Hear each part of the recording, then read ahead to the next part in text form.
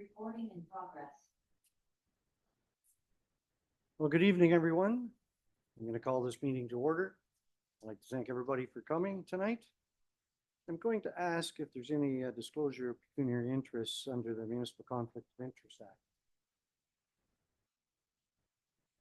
Seeing none, I've got a resolution moved by Councillor Dirksen, seconded by Councillor Elliott, that the minutes of the Town of Minto, June 3rd, 2025 regular council meeting and June 5th, 2025 special council meeting be approved. All in favor of the motion? Carried, thank you. Resolution moved by Deputy Mayor Anderson, seconded by Councillor Zimmerman, that the Town of Minto convene into the Committee of the Whole. All in favor of that motion? That's carried, thank you. Tonight we have a very special presentation.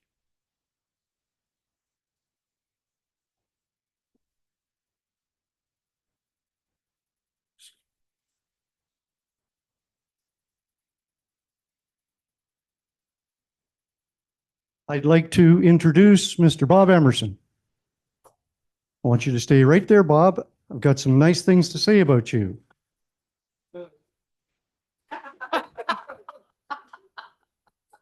You'll have an opportunity to speak in a moment. So, Mr. Bob Emerson has been a member of the Palmerston Lions for 55 years.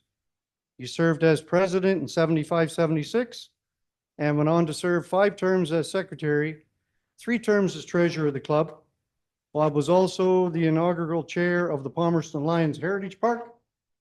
Is this all true? And served as such for 15 years.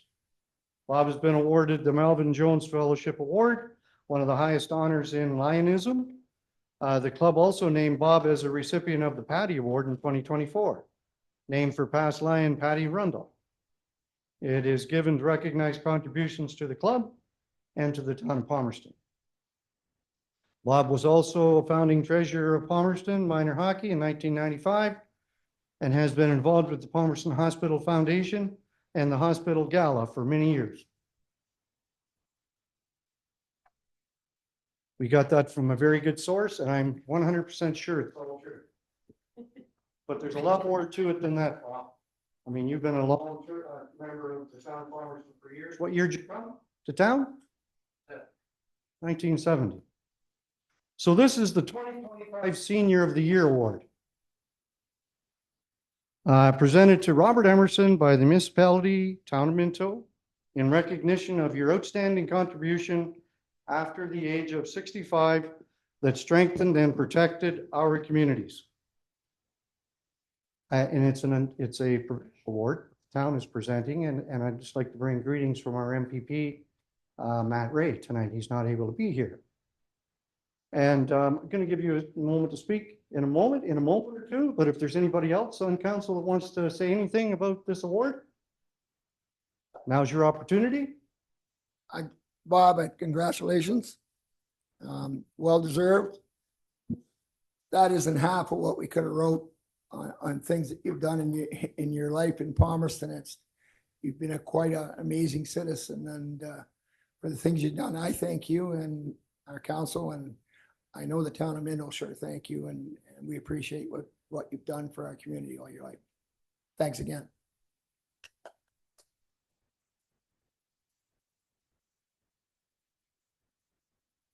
Go ahead, Deputy Mayor Anderson. This isn't on a volunteer basis, but I worked with Bob under Bob. He was my boss, high level boss for years and years and years, but he was instrumental in the negotiations we've had to take to maneuver the healthcare system and its changes, and to maintain the fact that we have a hospital in Palmerston. It was no easy feat to manage that. It's been a tricky business for a long time, protecting our little hospital, but we're still there and providing more and more services to the community as time goes on. So he delivers a big round of applause for that, because without the hospital, this wouldn't be the same community that it is. You can't get industry to a town if you don't have a hospital in it. Thank you.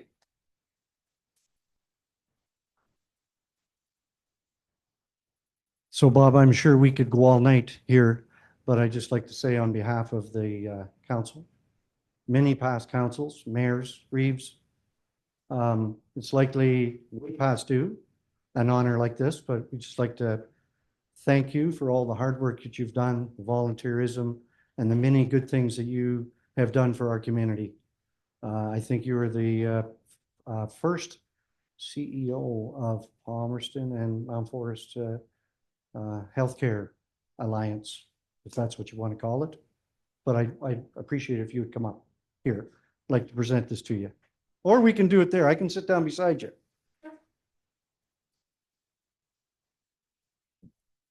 I've known Bob for years and years and years, and no, it's still there. Never met a nicer man. So I want to, I've got the box of Kleenex here because I've seen you perform before.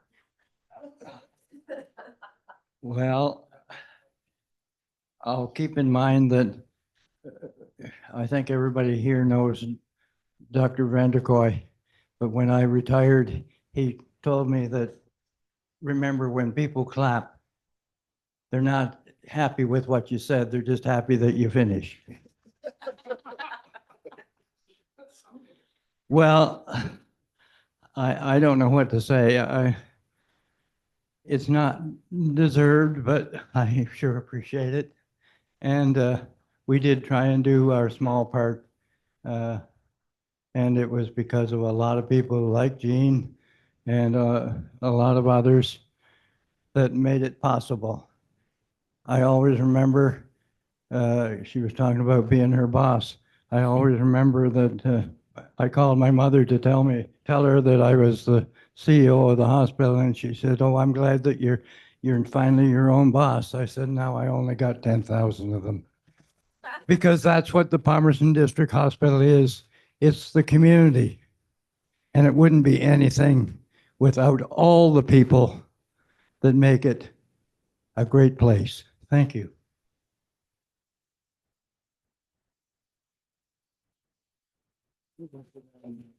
So Diane, on behalf of Bob, I'd like to thank you for coming and keeping this guy in line all these years, and your family.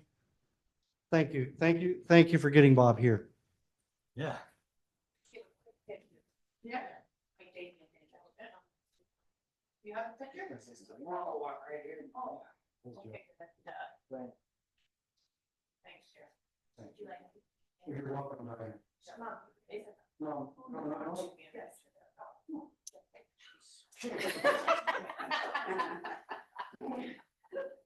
Put you in the middle. He's usually in charge. Thank you. I think that's always. As it should be.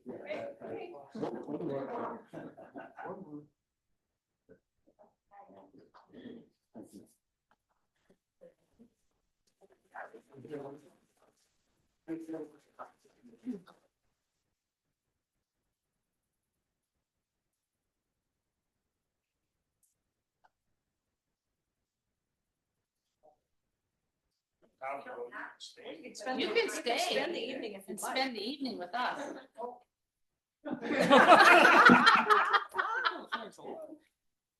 Seriously, Diane, you guys can You're leave if you welcome. want. It's a lot of fun, though. We'll just take a break here so you guys can leave if you want. Thank you. Nice to see everybody. Thanks for coming. While we wait, maybe you can ask if anyone has come in for the drain and has not yet signed in, to please sign the sign-in sheet by the door there on the half circle table. Thank you.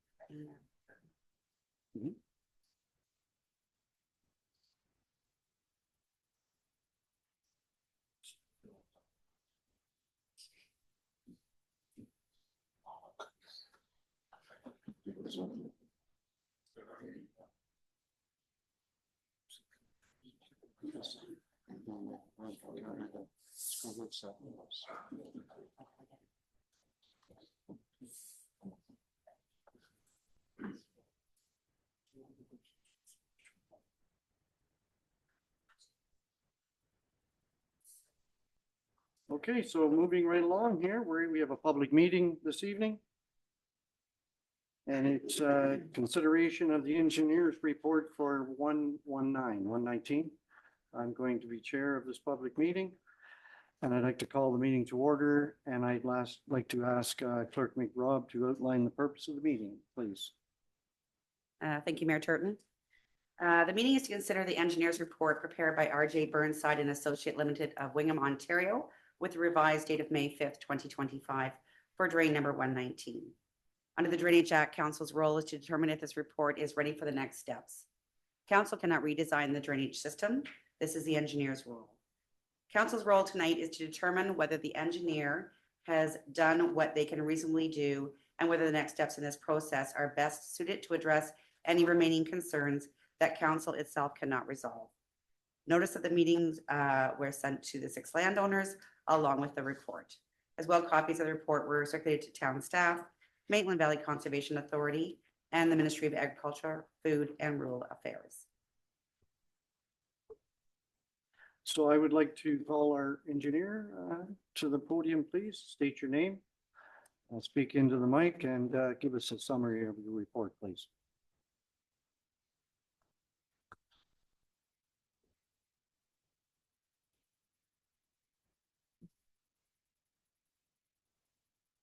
Okay, thank you.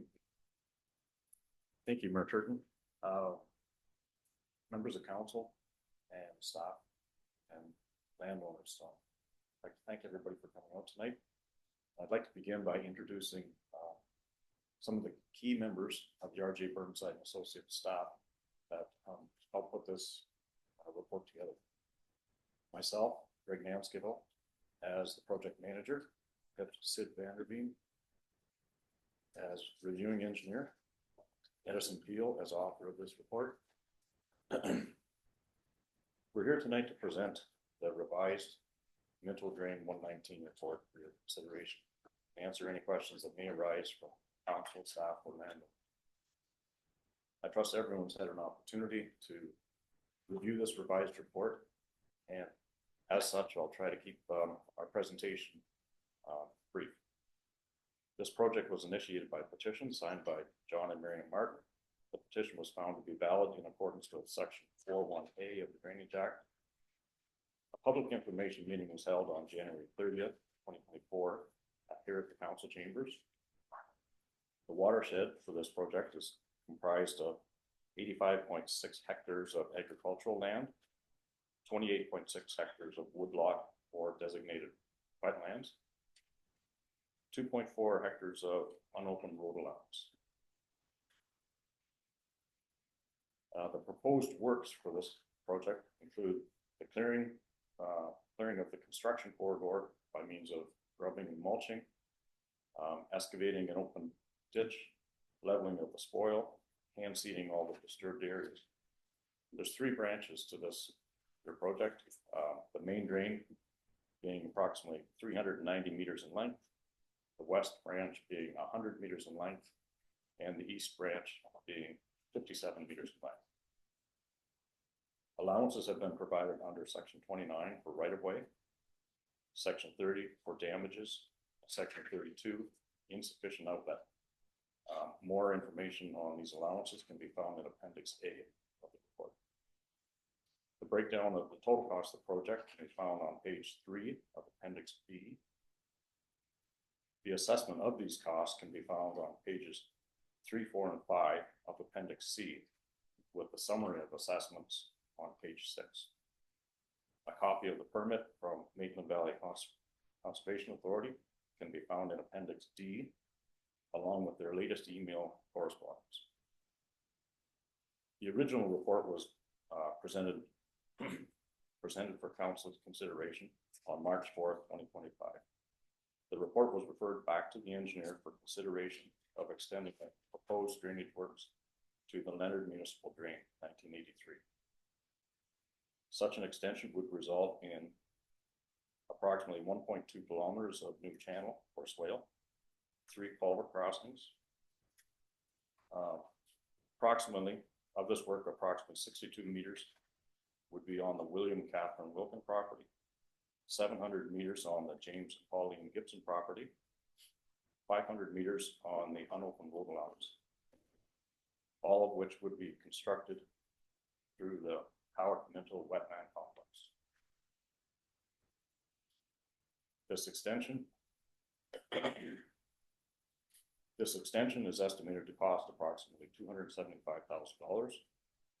Maitland Valley Conservation Authority as per their email, which can be found on the last page of Appendix D. They don't understand the necessity or intrusion of the additional work for the proposed 1.2 kilometer extension through the Howick-Minto wetland complex. In our opinion, the additional work is not required and is cost prohibitive.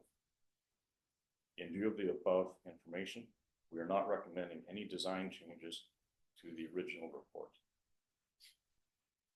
At this point, I think I'll turn the floor over to Sid Vander.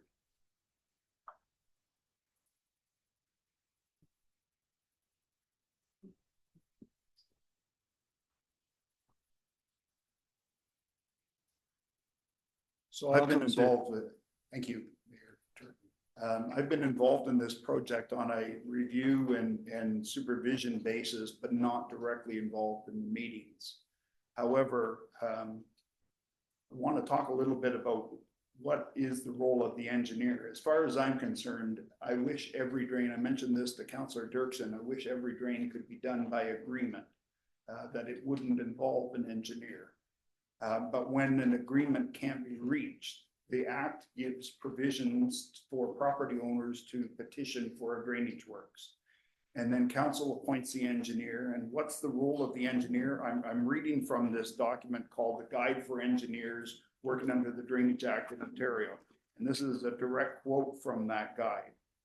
The Drainage Act specifies that the engineer shall be an independent arbiter between property owners, municipalities, and regulatory agencies. An independent arbiter. We're not trying to favor anybody. In fact, Section 11 of the Drainage Act says the engineer shall, to the best of the engineer's skill, knowledge, judgment, and ability, honestly and faithfully and without fear of favor to and prejudice against any person, perform the duty assigned to the engineer in connection with any drainage works and make a true report thereon. I know I'm reading legislation and that can get a little dull, but at the same time, it's important to realize that this is our marching orders. We have to be fair and impartial. And I understand that people may not agree, but we have to do what we think is best and that what we think we can defend before the various appeal bodies. There's even been tribunal decisions where the tribunal has found that the engineer's report was influenced by council, and they ordered that it was not an unbiased, they didn't use their unbiased judgment, and that it was not a true report under this section of the Act. So I want to make sure that everyone understands that we're not, we're trying to be fair and impartial. With that in mind, I want to talk a little bit about allowances for insufficient outlet. Again, there's a section in this particular guide that deals with insufficient outlet, and it actually says drainage systems must be taken to a sufficient outlet with one exception. A sufficient outlet is defined as a point where water can be discharged safely so that it'll do no damage to lands or roads. The exception to this requirement is to provide compensation to the affected property owners instead of taking the drain to a sufficient outlet. And then some of this is actually listed in Appendix A, page 3. But anyway, if the guide continues on, it may be less expensive to provide an allowance to compensate property owners rather than to construct a drain to a sufficient outlet for situations such as, and I'm going to read 2 of them, a drain that would continue through a wetland or woodlot, a drain that would require addressing conditions imposed by regulatory agencies. With that in mind, when I reviewed the report and what the situation was, it made sense to me that in keeping in mind some of the investigation that Greg and Edison had done, it made sense to me that the most practical solution was to outlet it into the wetland and provide an allowance for insufficient outlet. So that's an important background, and I think I am confident that we can defend that decision. But because the report was referred to us back for consideration, we did additional work that Greg detailed earlier. And there's costs associated with that additional work. I wasn't involved in these meetings, but there were meetings on August 9th, 2023, and January 30th, 2024, where there was no interest at that time in sharing of any costs. If the drain was extended downstream through the wetland, if we could get approval for that, there was no interest in sharing the costs of those drains that work further downstream. And there was no interest in signing a petition to extend the drain further downstream either. So at that time, Greg had made the decision that we're going to outlet it at the wetland and provide an allowance for insufficient outlet. So now we do the investigative work, and we sat down as a team and said, who pays for this additional work? Is it fair that it goes to the whole watershed? Or is it fairer that it be actually shared amongst those that asked for the additional work to be done? And so we came through and said, let's land on special benefit. And this is a quote from the Drainage Act. The engineer may assess for special benefit any lands for which special benefits have been provided. And what is special benefits? Any additional work or feature included in the construction, repair, or improvement of drainage works that has no effect on the functioning of the drain. So it's saying, in addition to all the other assessments like benefit and outlet and the things that you see in your report, if there's some feature that or some work that was done that is not of value to the community of landowners as a whole, then that can be assessed as a special benefit. And we deliberated where this additional engineering costs. So we originally surveyed to the Wilkin-Gibson property line, and then we investigated further downstream. But then, and we concluded originally that the drain didn't need to be extended.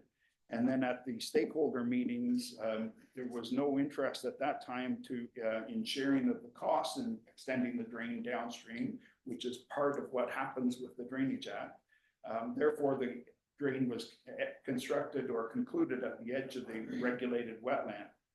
Because of this, we concluded that this investigative work was additional work included in the construction of a drainage work that has no functioning on the drainage works and should be assessed as a special benefit to Mr. Gibson and Mr. Wilkin. And that special benefit was prorated based on the length of the additional investigative work that we did across the two properties. That's all my remarks. I wanted to address those specific points. Okay, thank you.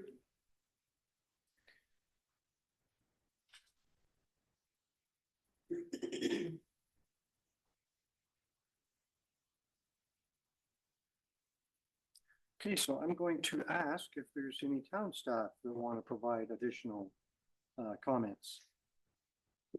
Not at this time. Thank you very much.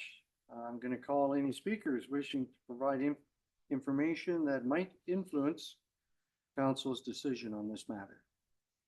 Go ahead, sir. Step to the mic and state your name. Yeah, my name is Jim Gibson. And I'm being portrayed as the bad guy in all of this. And while it's top of mind, the option to carry on the drain from its end right now was never offered. You said you had the dates and all that. It was never offered. The only time it ever come up is when Edison Peel threatened to make me pay for the extension of it through there, and that is gonna cost you thousands of dollars. And I said, that sounds like a threat. That's the only time it was ever brought up. Not once was it ever brought up. And you talked about your standards and how you gotta do this and that. That is however you want to word it, but that is not correct. It was never offered. Not that at that time I was interested in it, but it was never offered. I never declined. Excuse me, I was Jim, never part of that. would you talk to council, please? Yeah, sorry. But, yeah, sorry. Anybody in the room will be able to hear you, so. Yeah, right. Thank you. And Greg was up and mentioned that it was at council's direction that the drain be continued on from its proposed end all the way to the outlet at the Leonard Drain. That is not what council asked for. Council asked for a swale across the Jim Gibson property. Didn't say anything about digging in Bill Wilkins, didn't say anything about continuing on the extra 500 meters to the end of the Leonard Drain. All I wanted was some assurance that the water could get out of my place. So the distance across my place is estimated at 700 meters. In here, you're saying that it's a 1.2 kilometers, almost twice as long. And it also mentions in there that the speakers at the last meeting and lists them all off, that they thought that that was the route that should be taken. It should be extended to the proposed outlet. Well, I encourage everybody to watch that meeting on YouTube, and you'll see that I was the only one that made mention of that. And that was after all my other options were exhausted. I thought, if I'm gonna get dumped on, my trees are gonna die. Okay, then I'll pay up, put it across there. That was, so the speakers I heard that night made no mention of extending the drain. Much of the focus was on the added burden presented to the Leonard Drain and the flooding of the Sanderson Park wetland downstream of me. Near the end of my expensive commentary, works out to about $500 a minute, I asked for a swale across my place, not a complete end-to-end ditch like is mentioned in here. The speakers also asked for a more accurate and accounting of volume to calculate compensation. What I heard was generally that the drain should not happen. What do I get for the $510 other than an exaggerated, inaccurate accounting of what this council had asked for? And what do I get for it? Like, what is the elevation difference from one side of my property to the other?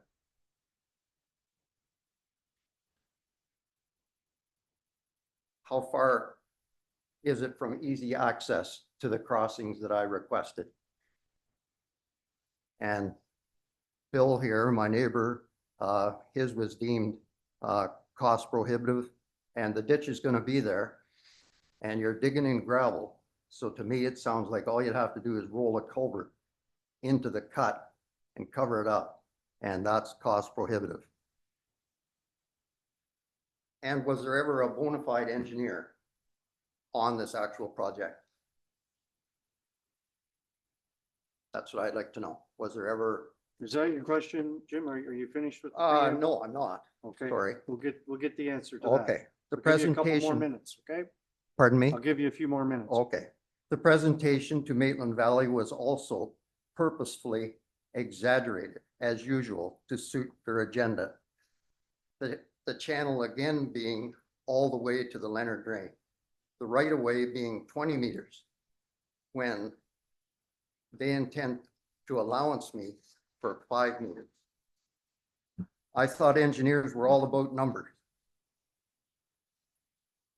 Key benchmarks and elevations throughout this area have never been shared and are noticeably absent. And anyone looking at this project at its outset could guess that acreage to an outlet through wetland, 3/4 of a mile away, was going to be cost prohibitive unless they found a sucker. They think that's me. My compensation has gone down, meeting to meeting, from 18,000 plus to 6220 to 5610, while the acknowledged acreage to use my place as their toilet has gone up almost 4 times. Thank you, council. Thank you, sir. Other speakers, sorry, okay, so do you want to answer that question, Greg, in reference to the bona fide engineer on this project? Bona fide, sorry. Yes, through you, Mr. Mayor, there have been 3 bona fide professional engineers licensed by the PEO involved in this project, right from square one. The first being Trevor Kipfer, the second, the second being Edison Field and Sid Vanderveen. Okay, thank you.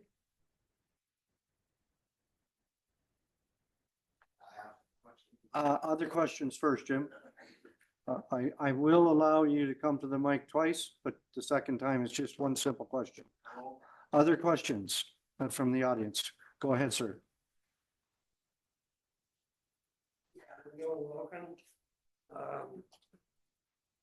Only concern I got now, I guess, is, you know, same as Jim said, pretty well all that. But how do I get, they don't want to give me a culvert because it's cost too much. I'm blocked from halfway bush. I can't get to it with a tractor in. I don't think that's very fair. Either it should be done, or Mr. Martin, if he wants to make a deal to, you know, put one in, I don't know. But it's not right that you cut off the person's right away.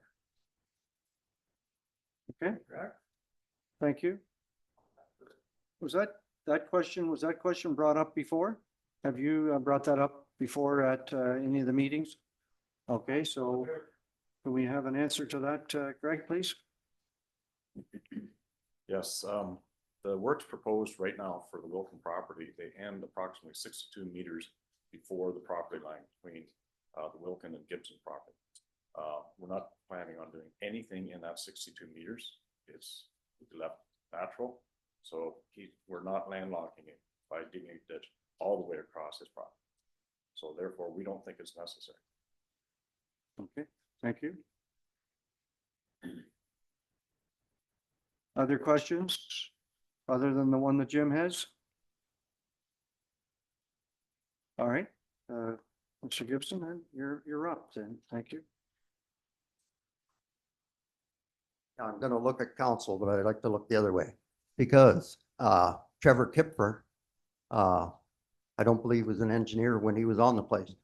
And Edison Peel, I noticed that in the report of March, was not, I don't know what the correct term is, but if I'm reading things right, he has actually became an engineer between that report and this report. And has Sid Vanderveen been on the project? Thank you. Thank you. Greg? Trevor Kipfer has been a PN ever since he was involved in this report. Edison Field did just get his PN a couple of months ago.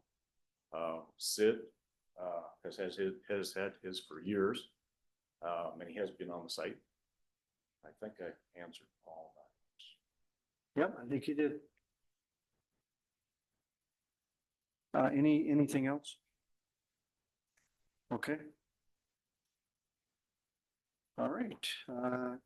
Does the council have questions in reference to the issue here tonight?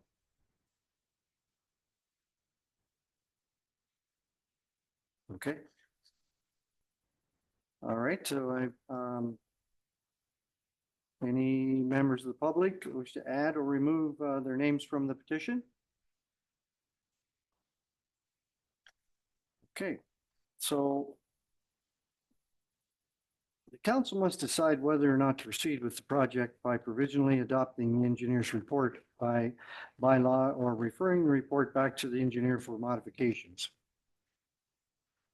There is no right to appeal assessments or other aspects of the engineer's report at this meeting.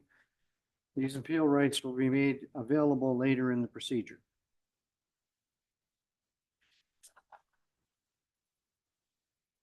And that's clear, where we go from here. I guess I should have said that after we vote. So, Clerk McRobb, will you note the bylaw, please? Thank you. I will note that a bylaw will be presented during open council if that is the wish of council. Could put a motion on the floor that the council, the town of Minto, provisionally adopt the engineer's report, train number 19. The municipal provisionally adopt the engineer's report for municipal train 119 by bylaw and open session would be the motion on the floor. Okay, so can we have a mover? Thank you, Councillor Elliott, and a seconder for this motion. Deputy Mayor Anderson, thank you very much. So everybody understands what it is we're voting on here. If we're voting yes, we're going to pass. And if we vote no, we vote first and then we'll decide what exactly happens if we vote no. So we have a mover and a seconder, and it reads that the council of the town of Minto provisionally adopt the engineer's report for municipal drain 119 by bylaw in open session. All in favor of the motion? That's carried unanimously. You want to be noted? Yeah. Okay. All right, so that's carried. Before we adjourn the meeting, is it possible for one of you folks to explain to us where we go from here, or is that understood?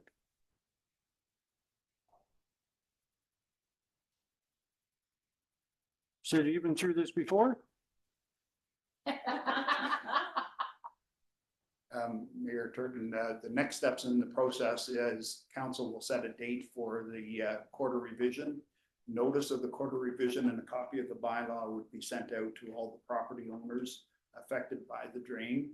And that gives them, that starts the clock ticking for their appeal rights to not only the quarter revision, but they have 40 days to appeal to the tribunal on technical matters such as the design of the drain and the allowances that have been provided and that sort of thing. So, and then after the appeals have been dealt with, assuming that it's still going ahead, that's when council would give the reading to the file. Okay, understood. Thank you very much. So I'm going to officially adjourn the meeting, considering the engineer's report drain number 119. So thank you very much, folks. If you want to stay for the rest of the meeting, that's fine. If you want to, we'll take a moment right now and thank you. We'll take a moment and allow you folks to vacate.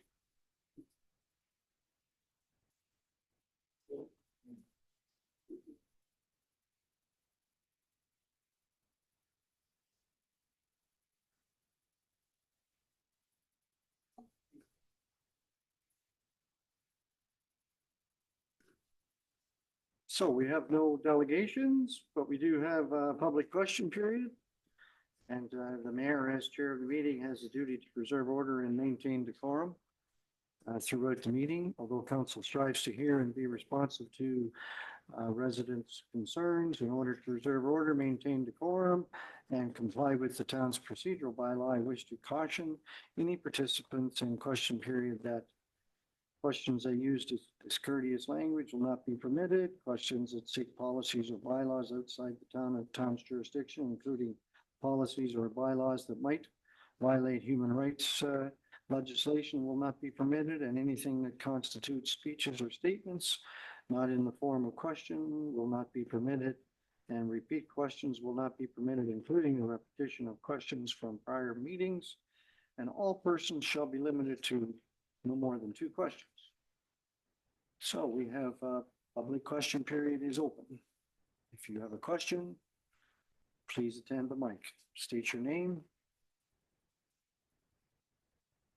Seeing nobody, correspondence received for information. We have two items tonight.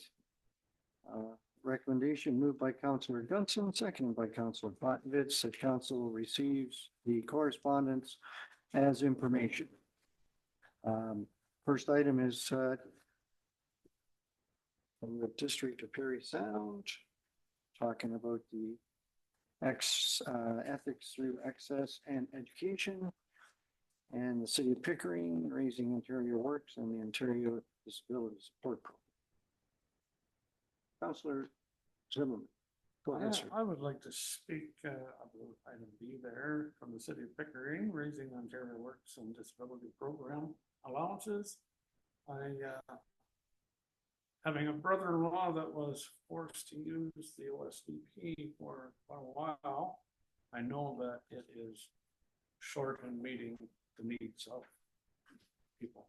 I fully support their request to up the energy for people on disabilities. Okay. We want to pull that and want to put that in the form of a motion that we support it. I most certainly do. All right. Then I'll need a seconder, please. Thank you. Thank you. Deputy Mayor Anderson. Others? Anything else that anybody wants to talk about? Okay, so we'll vote on the item B, 9B. All in favor of that, Councillor Zimmerman, you want to read that or anything? Certainly. Okay. The town of Minto supports the city of Pickering Raising Ontario Works and Ontario Disability Support Program resolution. All in favor of the motion? That's carried. Thank you. Now we'll vote on the correspondence. All in favor of the correspondence? Carried as well. Thank you. We have a recommendation moved by Councillor Gunson, seconded by Councillor Pontovitz, that council receive the correspondence as information. We've already done that. Next item on the agenda, committee minutes for approval. And I think Treasurer Duff is going to present the Economic Development Committee minutes of June 5th, 2025. Welcome, Mr. Duff.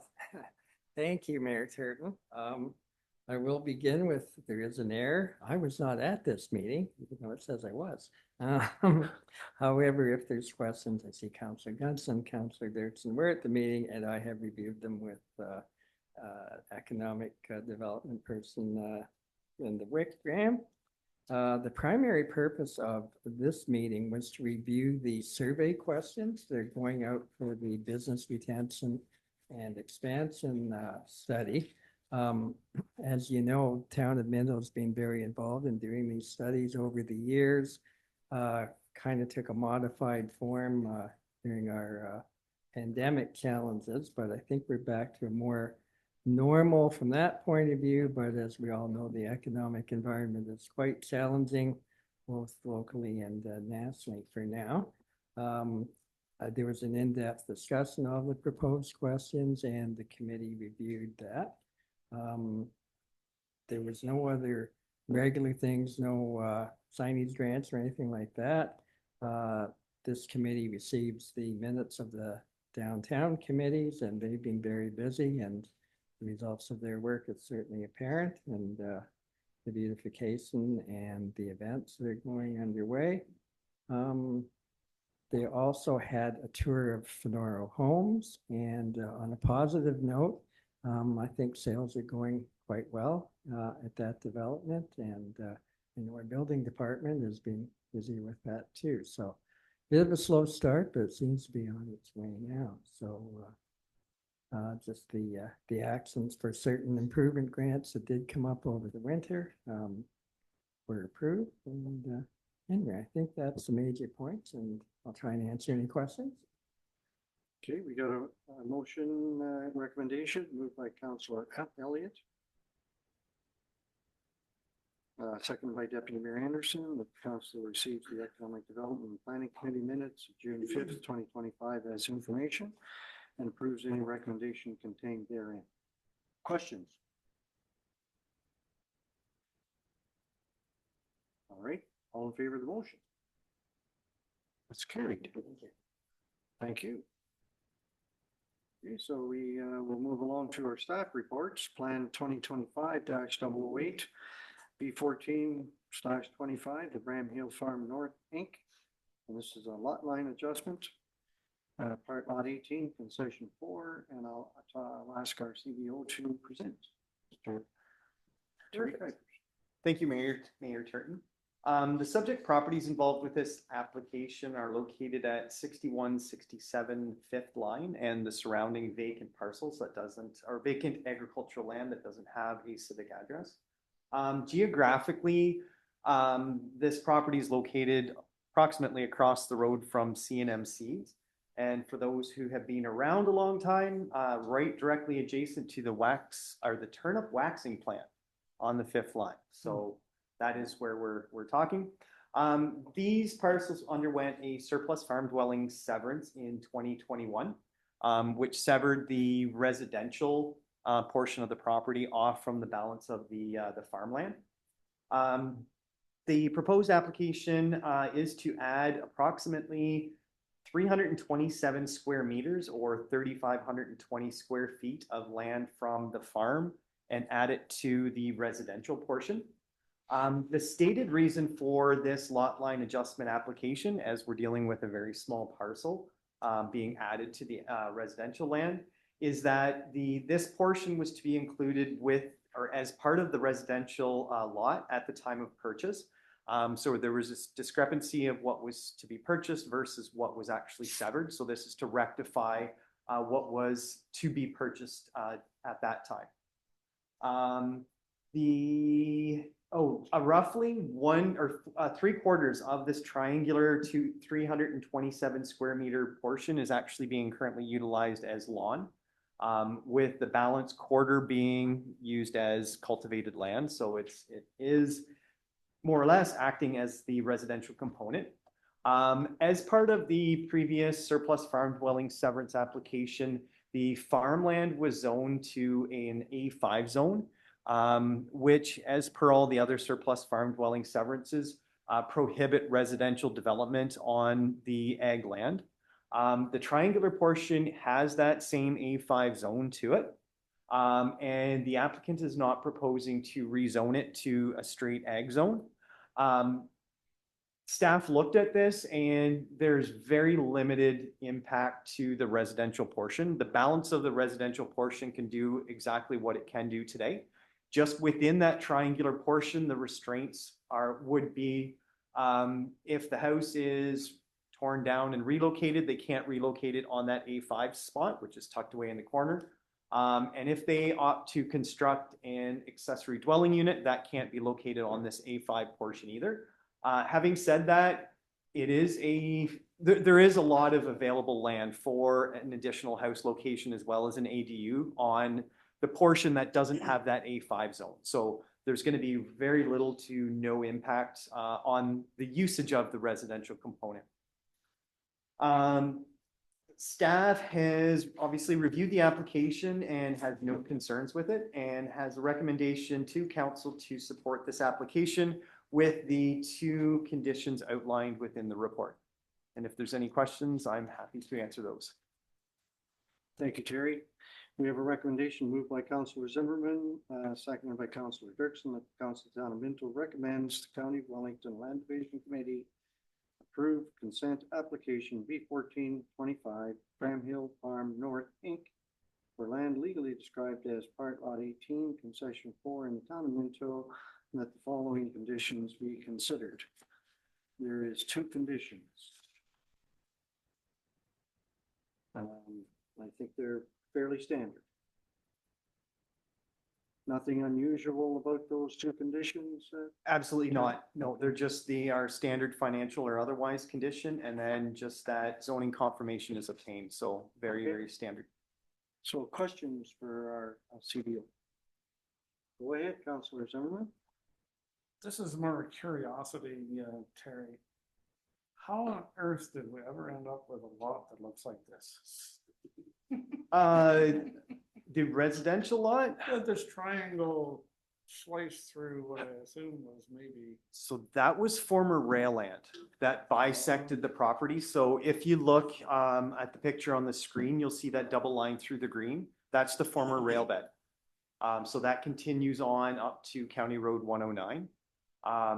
So having said that, the yellow portion, which is the residential portion, County Land Division tries to minimize the amount of agricultural land that's removed from agricultural production as part of the surplus farm dwelling severance. So that's why we get these hockey shape type, property boundaries. I have no concerns. I was just curious. Yeah, no, absolutely. I looked at that. Okay. Makes sense now. Perfect. Other questions? Go ahead, Councilor Podnovitz. Mayor Turton. Terry, question for you. There's two different zonings on that property. Is there a zoning bylaw have provision where those zonings would merge and become one at some point in time?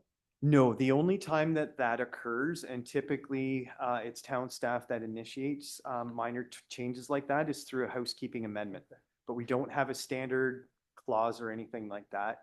If this is overlooked through a housekeeping amendment, like I mentioned, I can't foresee that there's any negative impact on the property. They'll be able to do what they can do, just maybe not tucked over into that corner. But from a setback perspective, it would be difficult to locate it there regardless.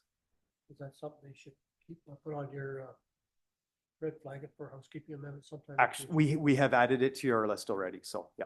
Okay, thank you. So we tonight, Terry, are passing, if we pass this, next step is for it to go to the county. That's correct. Tomorrow or sometime this week, SAMA will be putting the package together and then sending it to County Land Division to add it to their conditions. Everybody understand the motion? Everybody understand what we're voting on here? I'm gonna call the question. All in favor of that motion? That's carried. Thank you very much. Moving along to the next item is the Plan 2025-009 B1525, the Frontiers Design Inc. It's an industrial severance, concession D, part lot 114. And I'll ask our CBO to enlighten us on this. Perfect. Go ahead, sir. Thank you, Mayor Turton. So the subject application is for a severance application. The subject property is located within the hamlet of Tibiadale. Doesn't have a civic address, but geographically it's located between Mount Forest Truck Center, which is the lower image on the page. And then to the top portion of that is a proposed industrial subdivision that's before council for both the subdivision application as well as the rezoning. So this is separate from that proposal. The subject property is approximately 1.5 hectares in size, or 2.6 acres, and does have a hamlet site-specific zone, so a C562 zone. The application is proposing to sever the lot approximately in half, having lot areas of 0.52 acres, 0.52 hectares and 0.53 hectares. So 1.29 and 1.31 acres individually, with both having a frontage on Wellington Road 109 of 99.7 feet or 30.4 meters. They will have individual entrances onto County Road 109, subject to approval by Wellington County. The C62 zone permits such uses as a motor vehicle inspection station, automobile service station, antique market, place of worship, retail stores, restaurants, as well as other similar commercial type uses.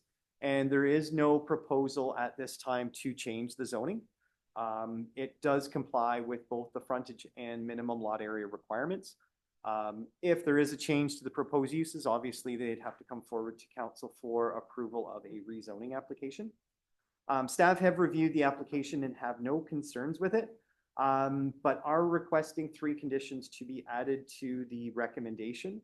One is our standard financial or otherwise.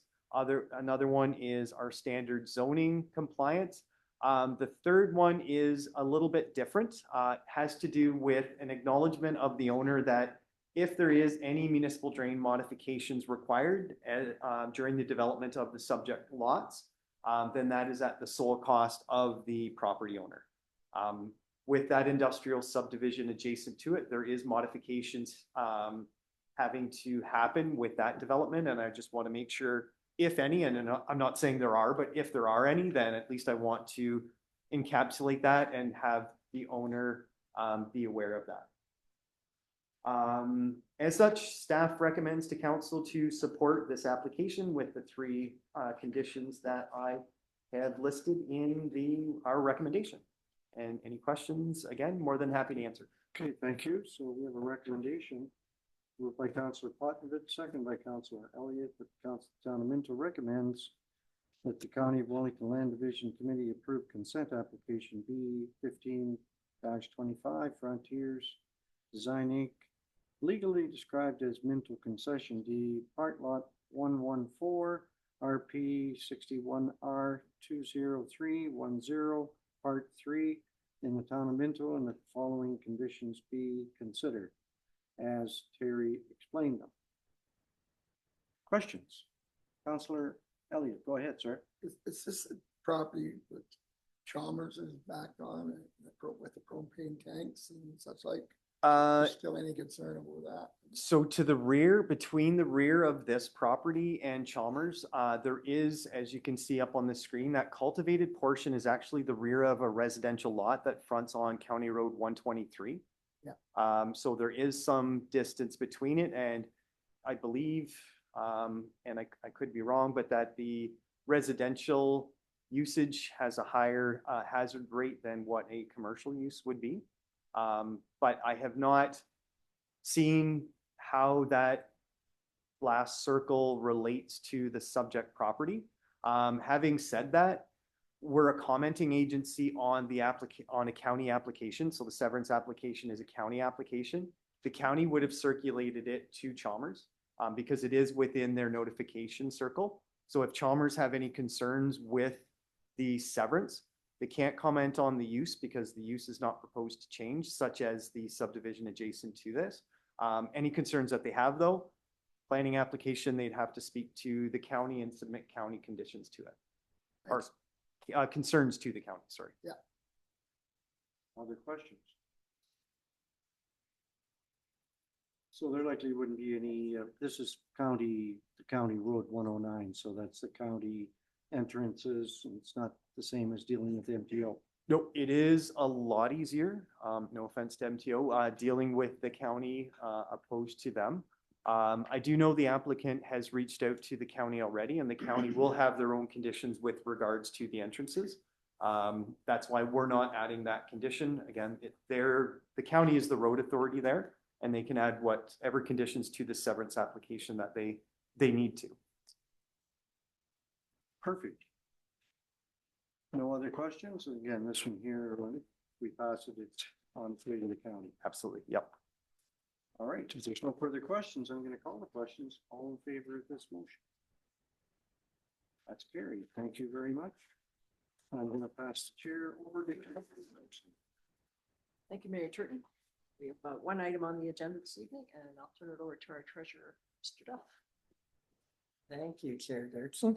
So I'm just going to give a brief introduction, and I'm going to throw it to our consultant from PST Citywide, Sarah Craig, who is in a rural area north of Kingston, and she's online. Good.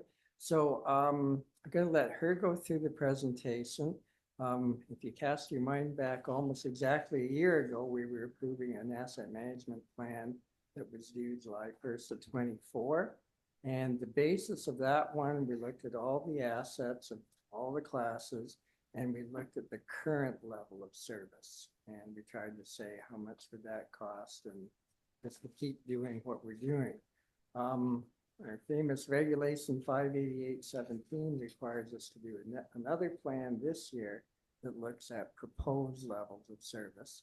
And I think I said at the time, it comes at a good time to the town of Minto because we spent 2023 and part of 24 doing a strategic plan and the supporting plans underneath it.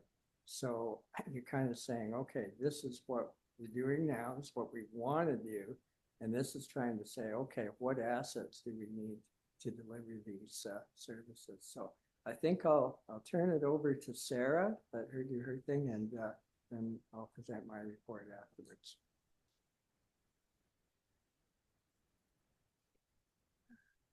Thank you very much. Can everybody hear me okay? Yes. Okay, perfect. Okay, well, thank you so much for allowing me to come and speak to you about your 2025 asset management plan.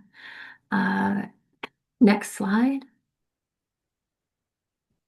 So what I'd like to go over today is I'm just going to speak to the regulation, provide a little bit more background, and then we'll go through the key highlights of the 2025 plan.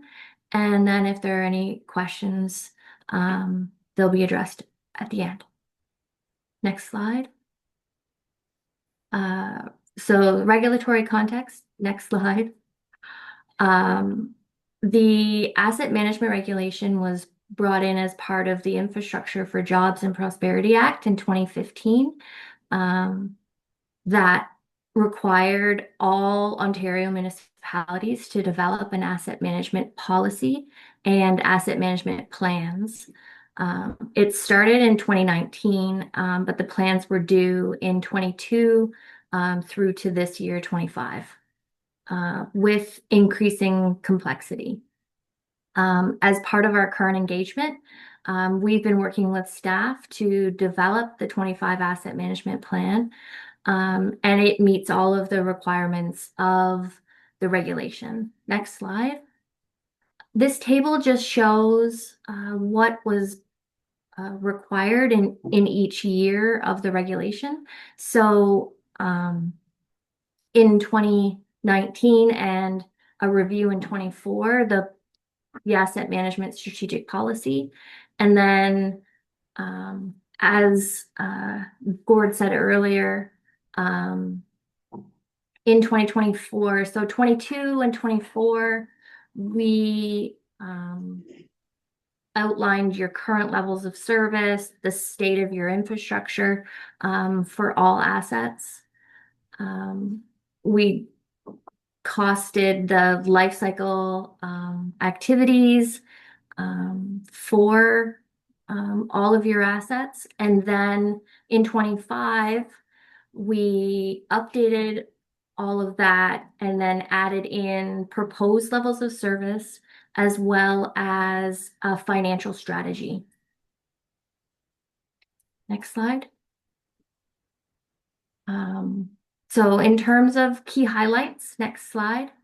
The 2025 asset management plan includes core assets, which are roads, bridges and culverts, storm and sanitary sewer systems, as well as the water network. Non-core assets are all your other capital assets, which are vehicles, buildings, machinery and equipment, as well as land improvements, which are parks, general landscape items. The analysis that we underwent for this asset management plan only includes existing assets. The only addition to that is we did speak to what the impact of growth would be in terms of maintaining your current level of service, as well as your proposed level of service. The asset management plan supports the efficient use of funds for your infrastructure programs, and it provides a tool for internal as well as external communication on your infrastructure and your services. Next slide. The town of Minto's infrastructure in 2024 dollars totals $526 million.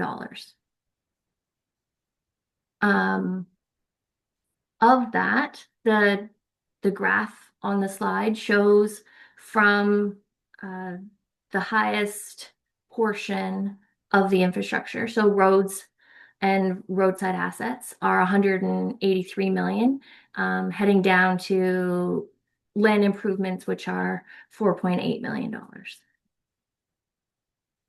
All the projections going forward are all in 2024 dollars. There has been no inflation built into any of the projections.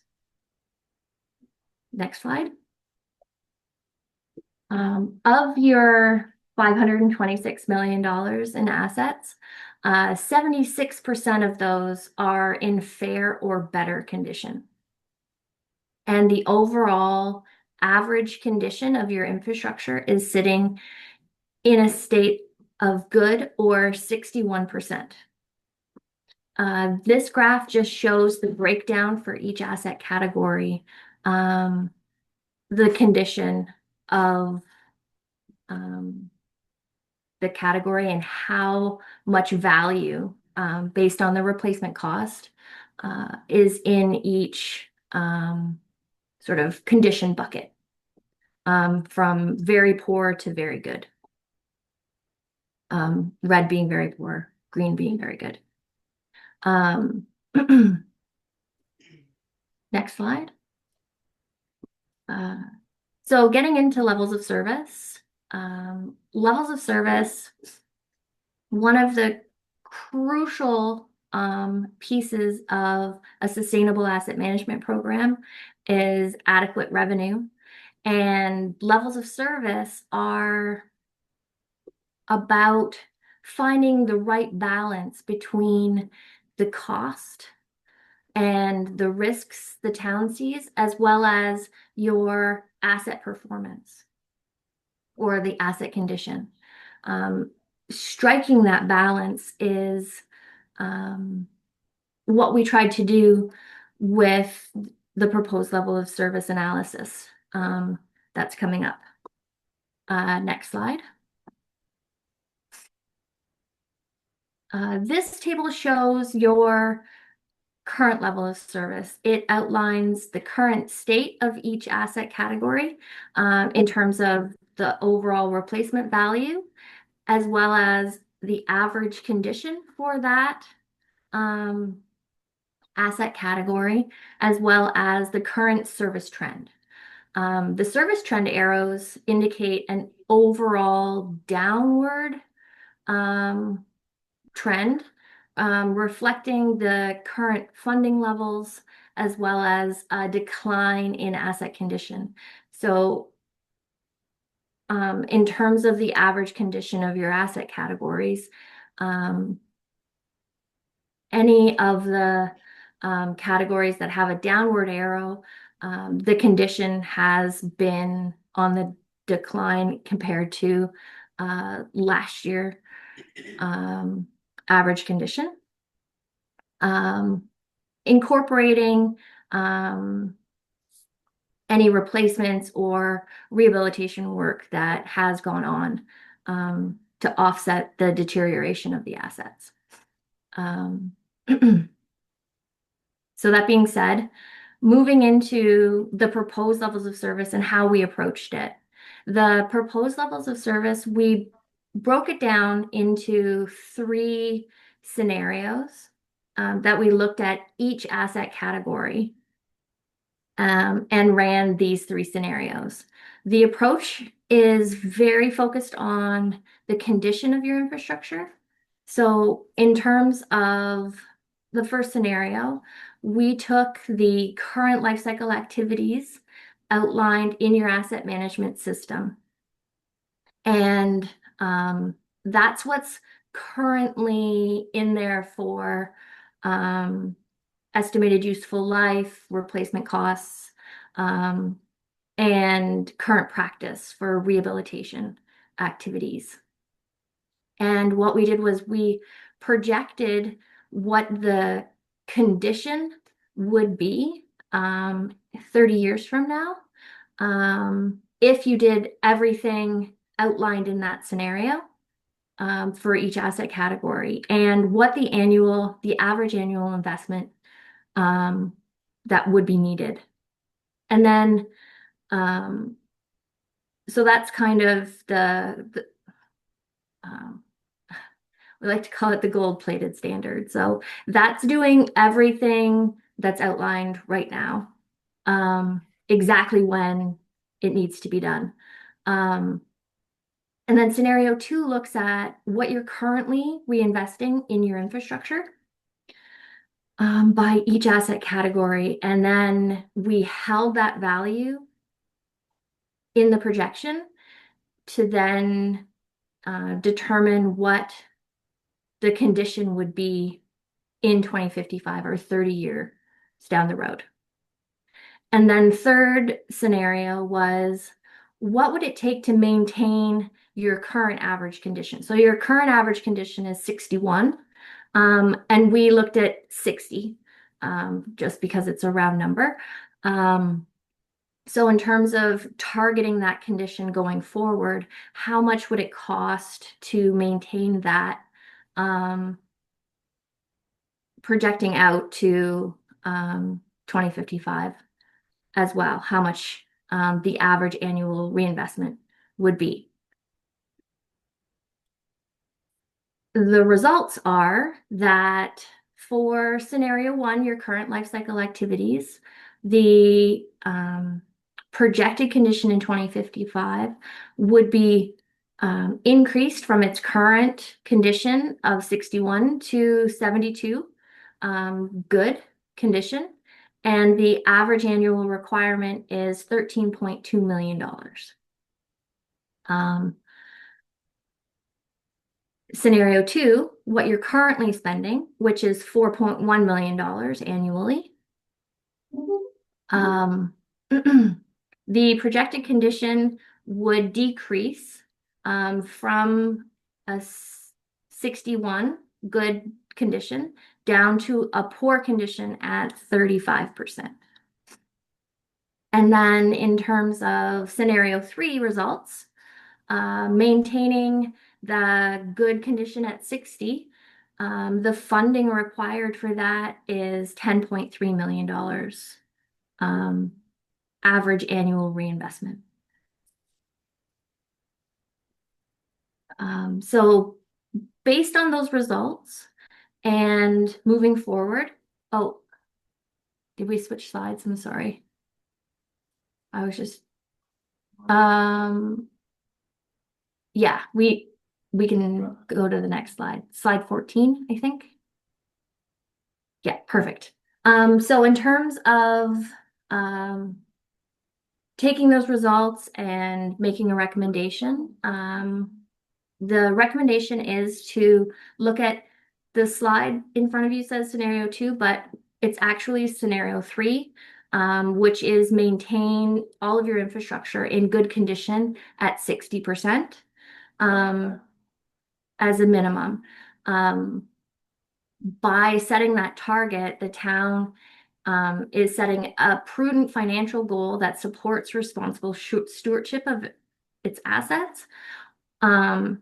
This approach reinforces the commitment to sustainable, resilient municipal services while also maintaining that fiscal responsibility. So it ensures your infrastructure is in good condition, but it actually reduces the average annual requirements by approximately 20%. In order to implement this target proposed levels of service, next slide.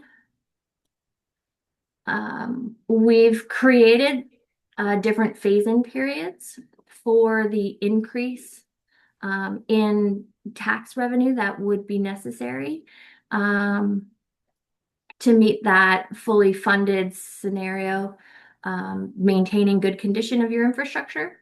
So for 5 years, so annual increase to reach that target average annual requirement in 5 years would be 12.7% per year for 5 years. We are recommending the other end of the chart, 20 years with a 3% annual tax levy increase, completely allocated to capital funding. And as such, you would reach that sustainable funding level in 20 years. Next slide. In terms of asset management, the regulation, and continued requirements, the next steps for you guys would be to continue to work on the asset management program, your data, refining your inventory and aligning it with your operations, and continuing to do condition assessments on your assets, as well as implement that 3% per year tax levy increase. And then as part of the regulation, you're required to have an annual review of the progress of your asset management program or your plan implementation. So every year, you need to speak to the factors that are impeding your ability to implement that asset management plan, as well as a strategy to address those factors and come up with any adjustments that are necessary. Sorry. Excuse me. And then in 2030, you need to refresh your asset management plan, and every 5 years after that. At this point, I guess questions? Or I'll turn it over to Gord for the report. Well, thank you, Sarah. And I do want to say, even though I don't think Sarah's ever been here, I think she knows our infrastructure as well as any of us. She's spent many hours, not only on the asset plans, but on our database and reconciling our finances and our database. And we've made incredible progress in it, especially the last year and a half. But as you know, Minto's been on this asset journey since 2012, and we are coming along. I can offer a small bit of good news and a very sobering picture. The small categories here, land improvements and equipment and fleet, they look like they're in very poor. Well, what happens is if you don't have detailed condition ratings, it's age-based. So we know in actual fact, those items are still providing service. They're not in great condition. They're okay. So probably they're more like fair or so. They will still need to be replaced. Like a good one is playground equipment and trails and things like that. So those categories aren't as bad as they look, but unfortunately they're a very small percentage. Roads or whatever. The other thing I note, what category looks pretty good? Water. And what's unique about water is water has been on a mandatory cost recovery, full life cycle costing. We're getting on to about 15 years now. And I think that would be our goal, to get all our categories up as good as water. So again, this is a tough sell. I know, but like politically, this is tough because next year, things aren't going to be too bad. And in 2 years, about the same. But we look back in 10 years, we're not on a good path. And you're going to say, wow, the roads in Minto are crappy. Gee, our trucks are falling apart and that. And we've seen this happen in other municipalities. So it's also, I'd be very happy to take this asset plan to a delegation to upper levels of government and say, see, this is what we need. This is not providing Cadillac service. This is keeping ourselves on the road. And it's big dollars and, you know, almost all of us live here too. But other municipalities are in this condition. I know like Sarah gets to look at many municipalities. Some are doing a little better than Minto and a lot are doing a lot worse than Minto. So anyway, I know it's a difficult topic, but we're happy to answer any questions. Councillor Elliott. Am I still George? I think I'm still Cherry. Councillor Elliott and then Councillor. Yeah, I was looking at the mayor. Apologize. We're continually putting reserves to cover, yeah, our needs for assets. So we're talking 3% more that we have to bring forward. Is that what we're saying? Yeah, basically what we're saying. And where do we come up with the current level of funding? Basically, we only have 2 grants we can count up, and that's OCIF, Ontario Community Investment Fund, and the gas tax.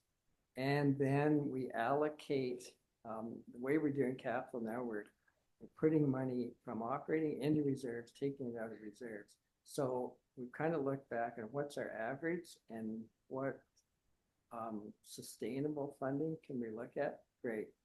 We know, in effect, we've had lean years where we spent $1.5 million. We've had other years when we spent $8 million, but that's usually because we got a grant or we went into debt, you know, like we did in 12th line, we did the clarifier and all that kind of stuff. And again, the smaller municipality, the more you've got that variance. But on average, in a typical average year, we know there's no such thing, we need to be spending 3% more or allocating more. And whether that's, you know, taxes, extra revenue, taking more out of reserves, although our reserves look healthy, but they're really concentrated in water and wastewater. Yeah, we don't have, like, especially roads. Roads needs a lot of money, and we're always trying to keep taxes reasonable, and we haven't been able to build up the reserves and the recreation reserves as much as we'd like to. So annually in our budget meetings, we come up with a percentage that we want to we have to raise funds. So we would put that 3% on anything that we would need on top of, say, our tax rate. We need 3% to operate our operation from year to year, or everything due to operate our town. We're gonna have to add another 3% to cover our asset management. So it'd be like, it would go to 6%. Yeah, and you can kind of look at it that way, which is true. Or you can look at, oh, we're doing a 4%, 3% is going to capital and 1% to operating or things. Other municipalities, and you've seen over the last 10 to 15 years, have done this kind of thing. We've always kind of wrapped it in there, but this would make it a little more explicit. And as you say, one of the requirements going forward is to look at this, just like the way we passed our strategic plan. We're going to have to look at our action plan and how we're doing compared to that. And, you know, if we have a lean year, you know, oh, we can only afford 2%, you go, okay, but that just either stretches it out, or means we need a bigger increase, or, you know, lean years and strong years. Thanks. Thank you. No problem. Councillor Podwitz? Yes, through your chair, Dirksen. So you mentioned 3 grants that we typically have access to. Are there other grants that I know I've seen other grants come up? We've got all kinds of grants, and we've done, you know, well, we certainly don't get everyone, like say the Investing in Canada Infrastructure, the ICIP, which is like the expansion and renovation to the Palmerston Arena. It's just that, again, and you know, you go to AMO, and that was a one time. They're great, might not get them next year, you know, or Connecting Link, which we'll be talking about. Good. Would that affect that 3%? In a way, so say we were able, again, we got two new governments, haven't heard anything, but say they come out with a lot of infrastructure plans and we are able to do it, maybe instead of putting in our 4.1 plus 3%, we can put in 6 that year. that certainly helps us. But there will be other years where we don't get any grants, and so it's kind of trying to do that sustainable funding. You mentioned taking this to higher levels of government to show them what we've Yeah. done here. Would you take this to AMO possibly? Sure, yeah, and AMO will be, things all, like all municipalities are required. Not everyone's gonna do it, but it's gonna be like next week, I'll be posting it on our website, and I know we may be putting together another grant proposal later this month. I know there's a questionnaire. Where are you on 588? Are you at 22 or 24 or 25? So we know the government, especially the Ministry of Infrastructure, is looking at this. But often I know, well, you were just down to Queen's Park the other week there, you know, and I'm sure you're putting it forward. But AMO and other organizations, they're collecting all this data. We do that massive infrastructure survey every 2 years, and that's for the federal government. They're looking at what's the state of municipal infrastructure. Maybe if you're the federal government, over allocating this part to gas tax, and gee, the assets are getting worse. We know because we have such a large share. Maybe we should be doubling that asset. Like gas tax is nice. That's 268,000, and that just doesn't go too far anymore, especially when you're talking this stuff. Are there any other questions? Councillor Gunson and then Mayor Jordan. Thanks. I think one of the concerns too is in 20 years, so replacement costs are going up every year. So That's right. 3% for 20 years might not cover a whole lot, might not cover playground equipment. Right. So the idea, which is very true, because unfortunately, municipal inflation rate seems to be much higher than the CPI. That 3% build. So you have $100, it's 103. And it's 3% of 103, and 3% of 107. So yeah, it's partly will offset, but like, and let's be honest, even in $24, the figures we have here, probably still even a bit low. Likely if they were high, but yeah, it's true.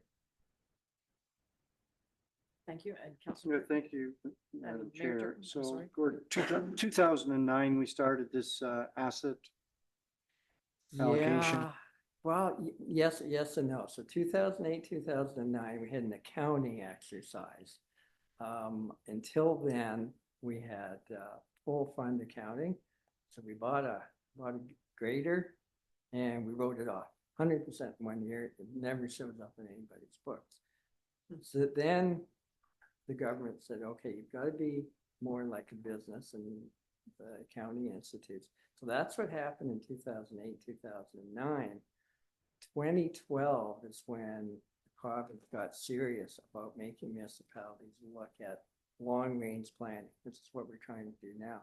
Those little booklets, red and black, building together, that's where it all started. And I don't think they were happy with the speed at which the municipal sector was moving towards that. So as Sarah said, 2015, that first act brought in regulation 58817. We would have probably been 3 years ahead, but they did recognize pandemic challenges reduced everybody's capacity. So they actually did extend it. And then I remember it was like in 22, people going, oh, they're going to extend it again. And I don't think so. So we have had no extensions since 22. So yeah, I don't see this going away at any level. So I think we all wondered at that time, 2012, what is the real reason for our provincial government to ask us for this? Yeah. So you and all the other 444 municipalities have produced the numbers. And sometimes you get the impression that our provincial government doesn't believe us about the infrastructure gap. You're right. And when the provincial government puts all these 444 asset management documents in their ledger, yeah, and they realize, like, Yeah. Did you Things want to are know the crumbling. answer? You know, we thought we were doing a pretty good job of managing our infrastructure in Minto. Yeah. You know, when you hear stuff like 61% of our infrastructure is good. I mean, it's hardly a passing grade. Yeah, I know, and we had to spend this much money just to stay where we are, to tread Yeah. water. Well, so when we It is talk- a bit sobering, yeah. It is. It's riveting. 3% is $200,000. Yeah, yeah. It's not much. Yeah, that's the thing, and as we know, the cost of doing any thing. Again, vehicles are so much easier to wrap your head around. Cost of fire trucks has about tripled in the last little bit. Cost of road work varies greatly with the price of oil. Yeah, at lumber, like lumber went crazy. I think it's back to a little better level too, so. So, I mean, when Yeah. you look at the main street in Palmerston, you know, 5 years ago, we talked about, you know, $6-7 million to do that. Now it's twice that. Now it's 3 times that. Yeah. And So it, you know, it's really hard to totally, you know, I don't know, it's hard to say, but with inflation, 10 years out or 5 years out, I know when you do a 10-year forecast and then you get to the 10th year and you see how wrong you were. yeah. I know that it's so hard, and I know we depend on our engineers, but given the economic assumptions we have, how do you price something now? Sarah, question for Sarah. Sorry if I'm. Go ahead. How many municipalities in Ontario do have a infrastructure rate every year that they collect from their taxpayers? Any idea on that? There is a few. There are a fair number. There are a few, yeah. For sure. I know that the municipalities that I've been working with lately, it varies anywhere from 1% tax levy for capital purposes up to 5 or 6%. And then it's also over, it's usually around 10 years. It's not, I haven't come across a municipality that is fully funded or that can pull off full funding in 5 years. So it is typically between 10 and 20 years that everybody seems to be targeting. And it's just varying percentages.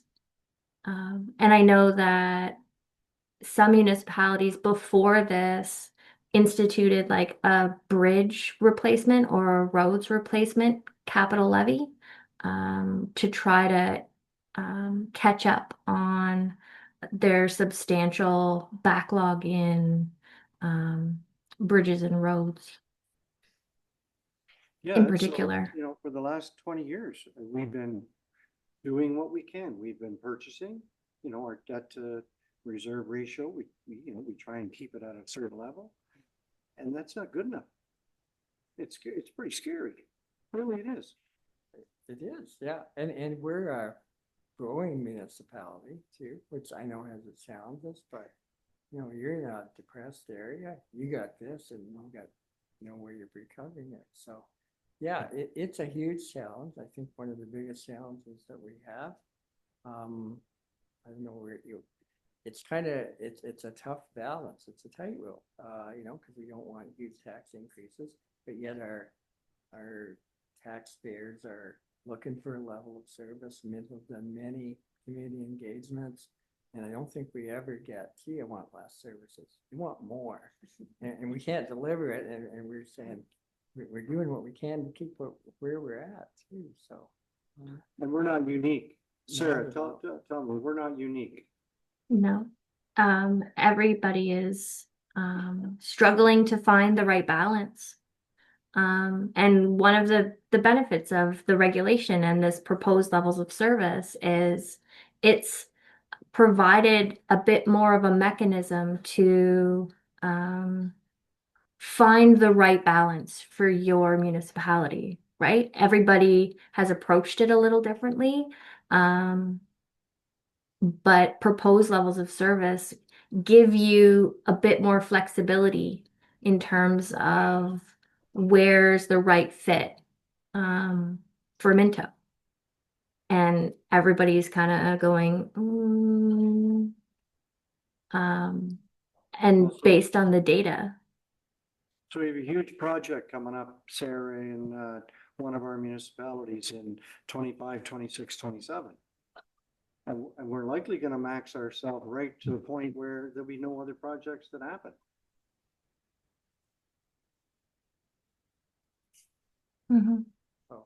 So that will knock one of our projects, so our water and wastewater and road sidewalks in that particular will go from probably poor to fair to very good. So that's the positive In thing. Palmerston, Yeah. on the yeah. main street. Yeah, so that is good, but as you say, and meanwhile, everything else is, slowly deteriorating, right? Yeah, so we have a road out in the municipal, out in the township that's right now is fair. It's going from fair to poor over a year or two Yeah. or three. Yeah, and we've had, as Sarah reiterated, and we've had the presentation from John Murray in his day, and the deterioration curves where you go like that, and go, oh, we could do a mill and pave, then we go back up again, and, and we're still doing that as part of the operating budget, the maintenance and that. So there's a lot of, practices you can do to extend that life, and, but the big picture, you've nailed it, right? Sir, thank you very much for the report. That's, I'm sure you offer this good news to all municipalities that you work with. So thank you. Sorry to be so negative. Deputy Mayor Anderson has a question. Not a question so much as a comment. So we're talking 3% increases that we're apportioning to a tax population who, at best, if they get an increase at their work, is a 1% increase, maybe 2%. Yeah. Price of houses, our apportioned cost of housing here is, our affordable rate of housing is about $699,000, if I remember Michelle's report correctly. 2 people working full-time at TG Minto can afford $390,000. When do we reach breaking point? And we're having to sustain and support our healthcare system more, as we see with the midwife's clinic and the medical center that we've taken over. And ultimately, as I've suggested several times previously, we're going to end up having to host the medical system. We will have to own the building and run the office and hire the physicians and nurses as employees, because the doctors aren't going to do that anymore. So that'll be another cost to the community. And when do we get to this point where we go, this isn't working? Yeah. We can't get 3% more. They're not able to pay what they're, when rent in a town our size is $2,000 Yeah. or $2,500 for a 2-bedroom apartment. Yeah. How will you ever save money to purchase a house? Yeah. We're back to where we were 10 years ago, only more so. And remember AMO, and I remember going to the AMO, they pitched to all parties, look, we need a consistent share of the HST, the GST, whatever. Right. We can't do it all on property taxes or user fees. That was true. And I was very disappointed to see every party of every stripe say, yeah, you're right. I'm on to something else. Right. Like we, you, us have to scream and say, you cannot run the municipal assets on this revenue base. Yeah. I mean, we can, do what we can, and that's what this plan is trying to do. Just trying to stop the bleeding, I say. Right. And we all But drive if down more roads. things, We all drive down roads that we know we need to do work on, but you can't do all of it. Yeah. So, it's a I don't real know. challenge, and It's a pretty grim picture. it is. But we're a wealthy country, it's just in the wrong parts, right? Mm. Yes, thank you. Okay, and Councillor Zimmerman?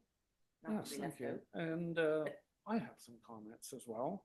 So Deputy Mayor Anderson and myself, we were at FCM conference in Ottawa just 3 weeks ago. Yeah. And I have to say, one of the takeaways that I got out of that is exactly what you said, is that we need our provincial and federal governments to come with their purses and open it up. That we absolutely cannot do this on our own. We just can't. You're right. And FCM is lobbying, everybody else is lobbying, and I'm not sure what else we can do. I mean, we've burdened our taxpayers substantially as it is, and squeezing 3% more is going to absolutely be painful. And I don't, we were talking about roads in bad condition, but you can drive anywhere in any municipality, township, county, and they're all in the same shape. They're crumbling. You're right. There's no money to fix them. Yeah. You do what you can when you have to. That's it.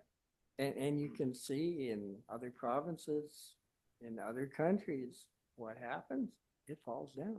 You know, you got bridges and stuff like that. It's not a glamorous subject, but it's very necessary. You can't do all those other things if your basic infrastructure isn't there, and that's our investment in the community. So, yeah.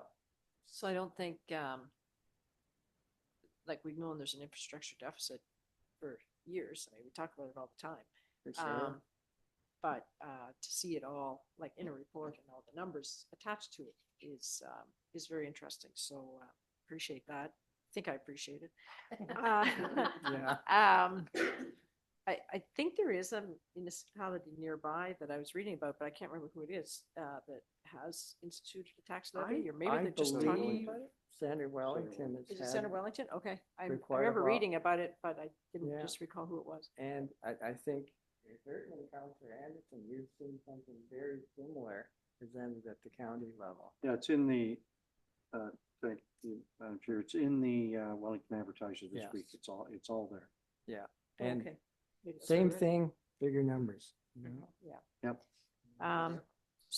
So currently our budget, I just had a question. So currently our budget increases are based on operating and budget, but or operating and capital, but we've never actually separated them out when we say, here is the percentage of Yeah. increase.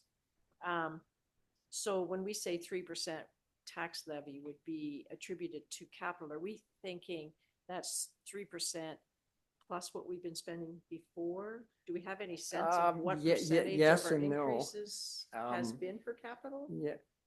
Yeah, they have been about that. Well, kind of in the pre-18 days, we were allocating like 500,000 and 520 and 540. And we're still kind of doing that. We are doing what we said, we just haven't explicitly broke it down. As I say, we've had a lot of 3% increases and 4.5% increases, and buried in there is maybe 2.5 for capital. So we have been doing it. This just makes it a little more explicit. Okay, but the question is, are we adding 3% to our 500 and some thousand dollars? Or are we saying it's going to be 3% for capital and 1.5 or whatever for operating? That would be, if we adopted this, that's what we do going forward. Before, it was buried. It might be, some years it was 1% for capital, other years it may be 5%, held operating together. And then if there's a grant, so let's say we were blessed with $1 million grant, Yeah. we could still collect our 3%, but it would actually be like a 9% budgeted number So- that year, but 6% of it is paid by the government, by a senior level government. Yeah. And So I think if- it'd be really important to separate those things out. Yeah, and if you did have a good year for us for getting grants and that moves our progress towards the magic 60% long-term that much faster.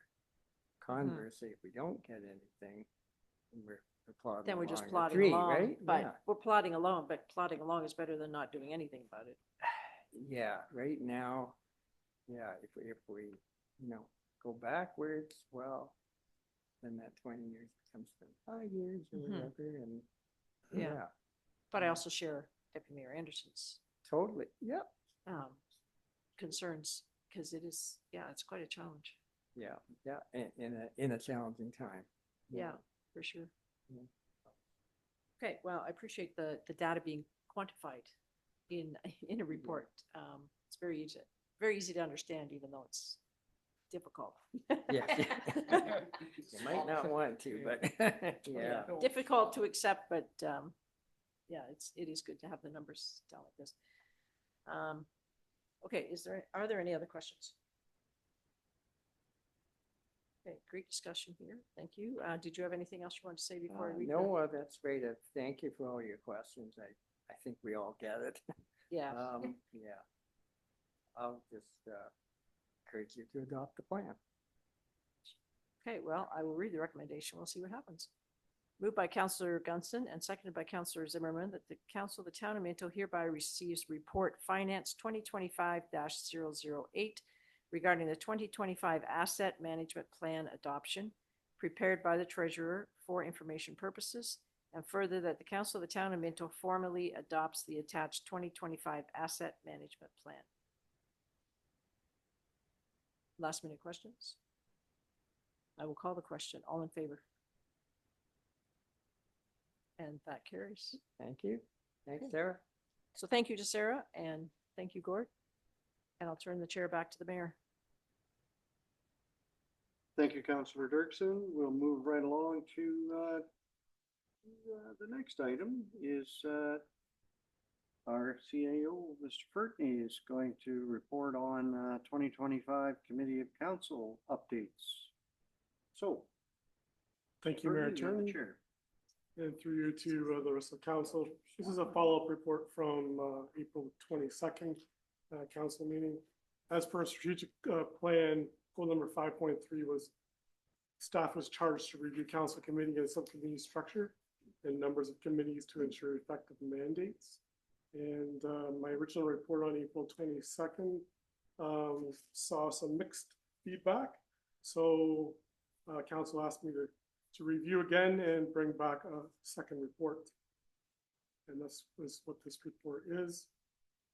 So my recommendation after further discussion with staff, members of council, is that still continue. The recommendation is that we can still continue with the elimination of the Community Services Advisory Committee, formerly known as CSAC.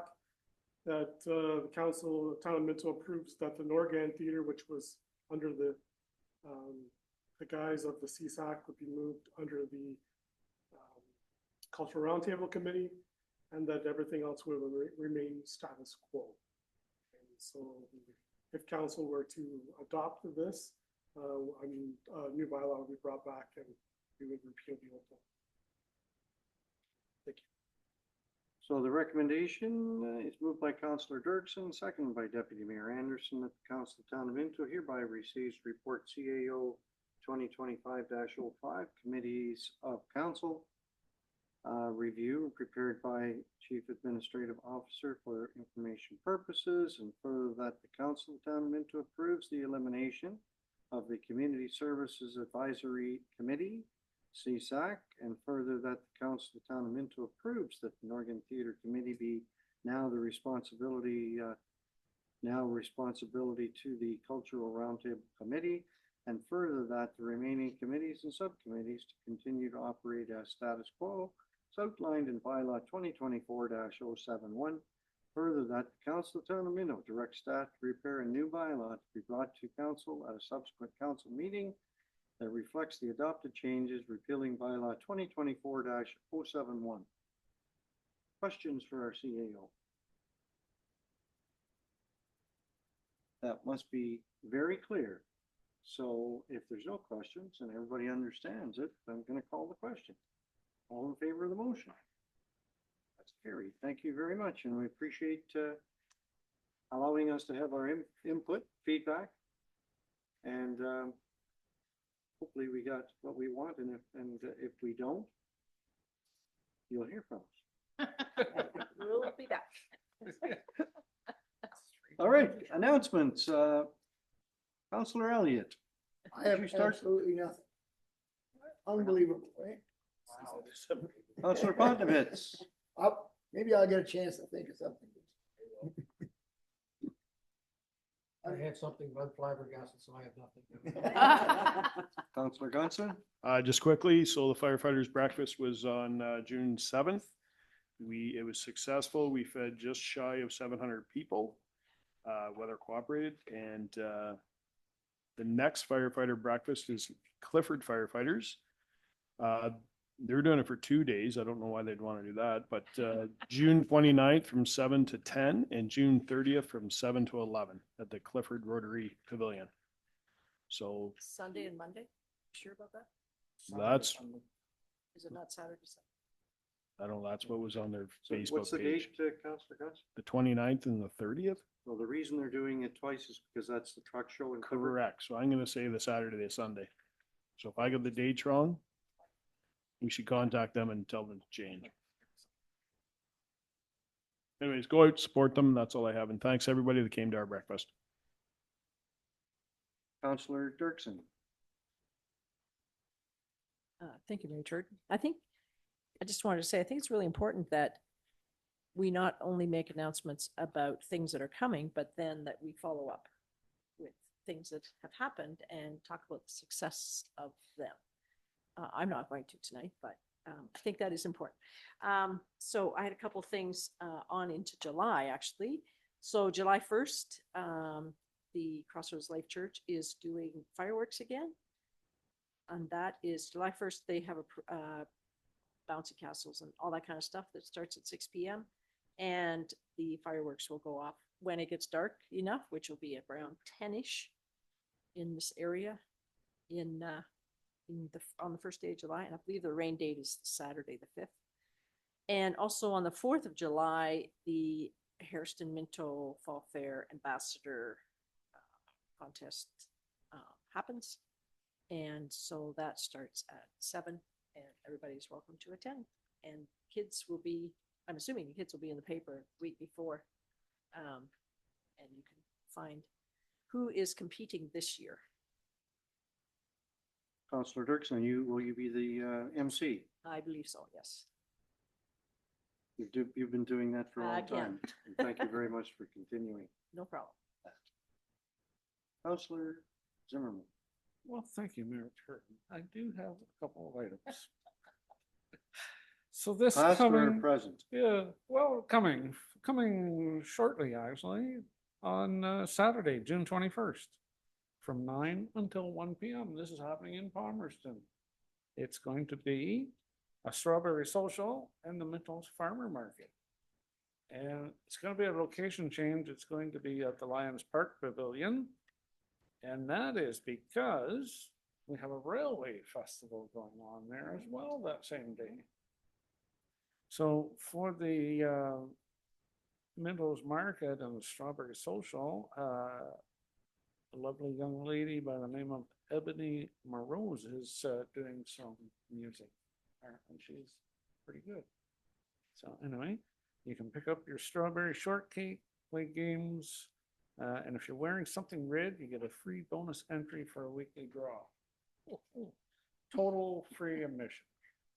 And then the Railway Festival, that's brought to you by Palmerston All Aboard and the Palmerston Heritage Railway Museum. And it's taking place around the museum. It's obviously all about adult beverages, but there's a bit more. There's vendors, games, inflatable axe throwing, if you're into that kind of stuff.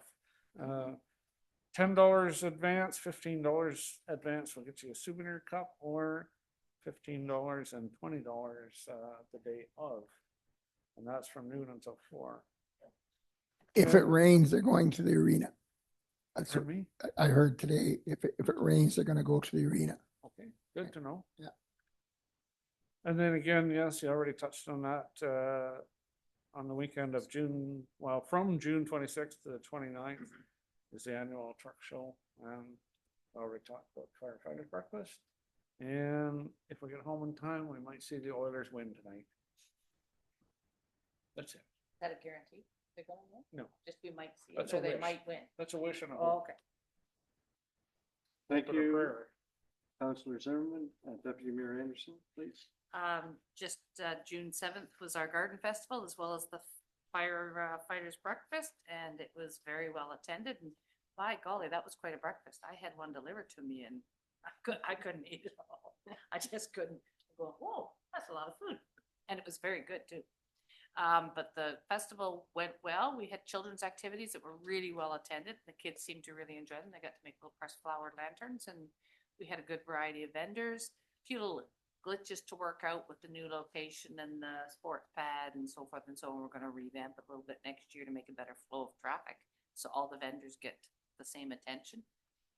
But overall, it was great. Sally Andrade was the chair of this person. She's doing a great job of getting people out there. And it's one of the biggest garden festivals in the area, I believe.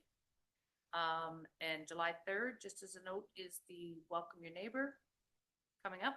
And the Hort Club will have a table there.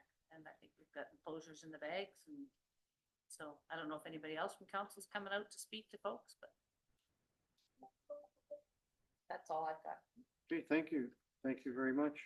June 8th in Palmerston was the Pride event, the Minto Pride Parade, and thank you to Councillor Anderson for driving the train for a few hours, and I know that seat's hard in the butt, but I drove for a couple hours as well. But yeah, it was well attended. Everybody was well behaved, and it was a good afternoon. Friday night was at the commencement at the school. And for those of you that don't know, the town of Minto and the town of Mapleton presented every graduating student with a yearbook. First time in the last 4 years. Okay, so it's something that when you graduate, it's nice to have. Really nice to have. The kids really loved it. They enjoyed it. But the last 3 years, there was no yearbook. So they got that going again. And we sponsored it, the town of Mapleton and Minto, and I forget who that third sponsor was. But every kid, every graduating student got a yearbook. I was at a economic development meeting today with the county, and there was a number thrown out and so we're talking supporting our local economy. When you stop on the side of the road and buy flowers or plants or whatever, you go to the farmer's market and you buy something for if every family spent $10 in Minto, in Wellington County, if every family spent for every $10 that's spent, how's that? That generates $50 million in the county. It's amazing. That's a staggering number. So if every family went out tomorrow and spent $10 on our local economy, on produce, whatever, that's quite an influx of money. So again, we need to support our locals, our local businesses, because it's hard to say. Yesterday we toured one of the top 5 employers in Wellington County, was the Jefferson plant in Elora. We talked about the steel issues and how the steel issues are having an effect on their business. Things are okay right now. But they're concerned about the next 6, 8, 10 months.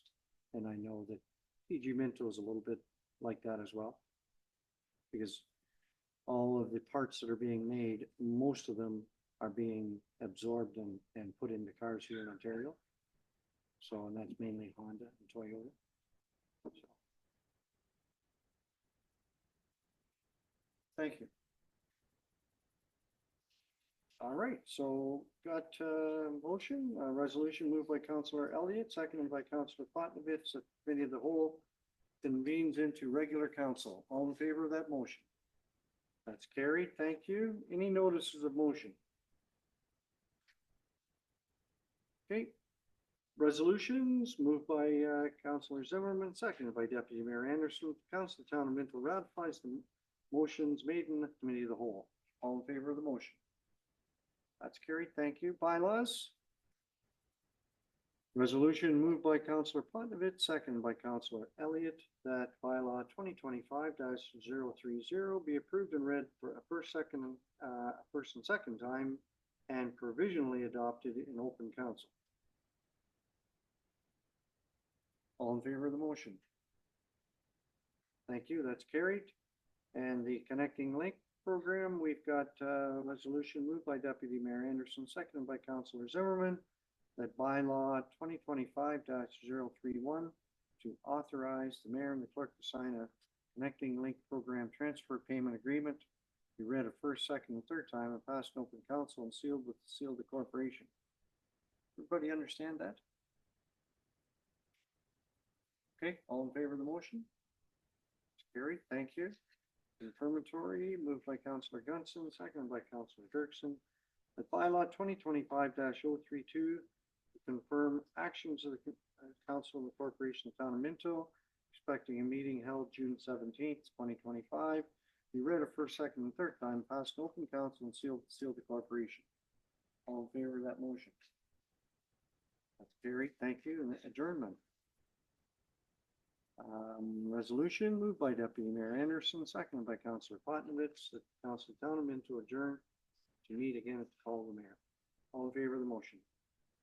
That's carried. Thank you very much.